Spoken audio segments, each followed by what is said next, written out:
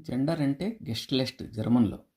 ఇంగ్లీష్లో జెండరు, గెస్ట్లెస్ట్ జర్మన్లో. గెస్ట్లెస్ట్ నౌన్కి ఏ ఆర్టికల్ అని తెలుసుకునే ముందు దాని జెండర్ ఏందో తెలియాలి. మాస్కులైన్ నౌన్స్ ఎందుకు చూద్దాం. ఎగ్జాంపుల్ ద మాన్. ద మాన్ అంటే ది మ్యాన్. ద హుండ్ అంటే ది డాగ్.